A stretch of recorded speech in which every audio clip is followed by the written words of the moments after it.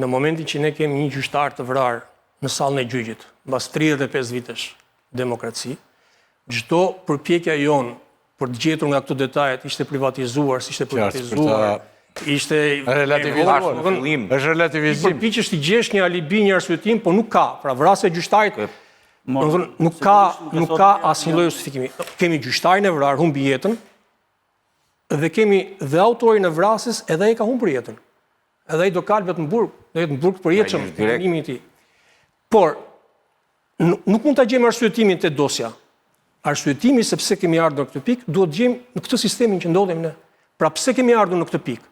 Kemi ardhur në këtë pikë sepse ligjet janë bërë të tilla. Sepse politika ndikon në bërjen e ligjeve dhe në mënyrën se si ka 35 vite që i sjell pronarët e vjetër të tokave vërdall. Se si fut në konflikt pronarët vjetër me pronarët të rinj. Se si prodhon ligje, se si prodhon vendime që këta janë gjithkohë në konflikt. Deri më sot ne kemi parë të vriten palët me njëra tjetrën. Dakor? Ka ardhur momenti që vran dhe gjyqtarin. Në Shqipëri nuk është ekzekutuar asnjë gjyqtar. Dhe ndoshta mendohej se mund të vritet ndonjë gjyqtar, por ky nga krimi organizuar, nga mafia, për vendime të tilla siç ndodh në çdo vend të botës. Nuk di në asnjë vend tjetër të botës të vritet një gjyqtar për çështje pronësie mes dy palëve. Dhe ky arsyetim sjell të mendosh se këto 35 vite kanë prodhuar aq shumë të keqe në lidhje me pronat, saqë rezultati ishte ai që ndodhi sot. Mund të kishte ndodhur shumë kohë më parë, ndodhi sot. Dhe kjo është e papranueshme. Pa hyrë detajeve se si hyrë në sallën e gjyqit, e la policisë, se la policisë. Ja, është një detaj i rëndësishëm. Janë vrarë gjykatës në 97-ën, ose janë vrarë gjykatës në 97-ën, më burr. Gjyqtari është njeriu që përpiqet të japë drejtësi, pra edhe kriminalët janë marrë me policin, janë marrë me prokurorin, me njeriu që ngre akuzën. Te gjyqtari vështirë nuk shkon askush. Dakor? Mendohet se është njeriu që jep drejtësinë. Sepse po shkove te gjyqtari, kjo është ajo pjesa e tepërt që ka ndodhur sot. Vrasja e gjyqtarit. Që gjithë e dinë që vrasja e gjyqtarit të çon direkt në burgim të përjetshëm. Prandaj askush nuk e ndërmerr një gjë të tillë. Djali sot e ndërmori për arsye shumë të gabuara në atë që e ndërmori, nuk mund të fitohet drejtësia në këtë lloj forme.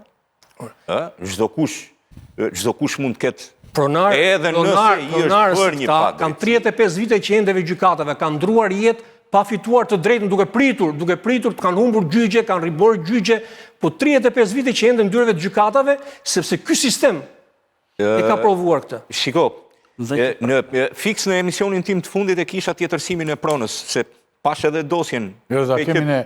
Shiko, Rudi ishte një fjali vetëm do thënë. Ja, një minutë. Vrasja në vetë, kjo që ka ndodhur sot, nuk justifikon asgjë.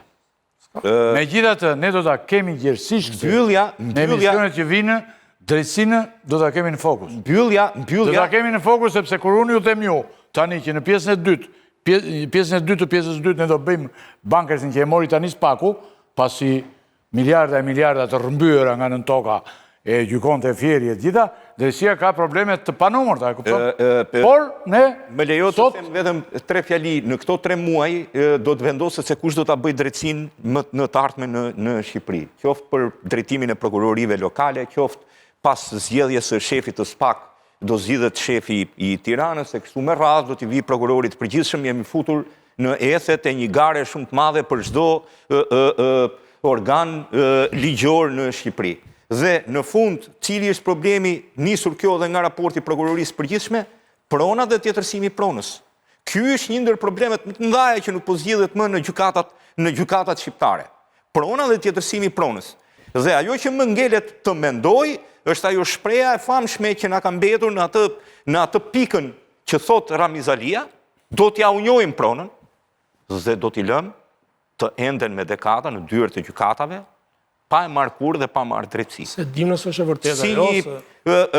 Në copa letrash thuhet, por kam përshtypjen që komunizmi që në 91-shin kur ata vendosën një 7501, ishte ajo një vazhdimsi dhe mbi të gjitha, sot që nuk shkojmë në një vendim kolegjal të gjykatës lartë, se kush e ka të drejtën 7501, apo vetëm ne nuk kemi një vendim të unifikuar për çështjen e pronës.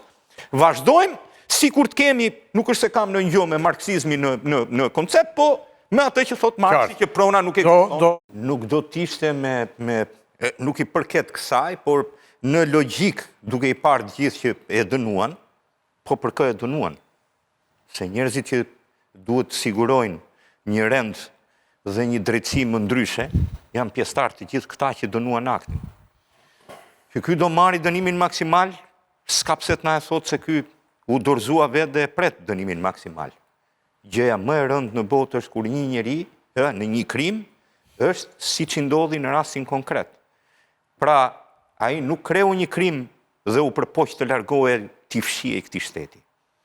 Ai ishte i bindur që ishte bërë një padrejtësi dhe priti policinë në dyert e gjykatave. E priti vetë policinë. Pra, ishte shumë e rëndë. Tela tre fjalë. Sa i përket historisë që e vuajnë kaq shumë këtë logjik, kudo që vriten gjykatës në botë, kush merr pjesë në varrim? Politikanët më të korruptuar kanë qenë gjithmonë pjesë e kortezhit kryesor në çdo. Po, njëri për politikanëve që tani është i tregur, që është Shkodran dhe takon sot në ngushëllime të ndjera të familjes së magjistratit, Ditmir Bushati, që u vrat teksa po shton detyrën. Vrasjet për shkak të detyrës meritojnë ndëshkim shëmbullor. Megjithatë, duhet të garantohet paprekshmëria dhe pasunëshmëria në ushtrimin e detyrës. Ndërsa politikanët që bëjnë gjykatësin e gjyqtarëve dhe prokurorëve duhet të kujtojnë se retorika dhe veprimet e tyre nxisin barbarizmin në sallën e gjyqit duke përdosur Republikën. Por, unë dua të... E ka për kryeministrin. Po, sigurisht, se tani këta e kanë dhe për një tjetër. Po, normal. Por kemi dhe një problem tjetër, mendoj unë. Tela do kalosh ti aty, momentin që unë të them këtë gjë, që është pyetje dhe fundit dhe ti bashkon. Gjëra që ke për të thënë.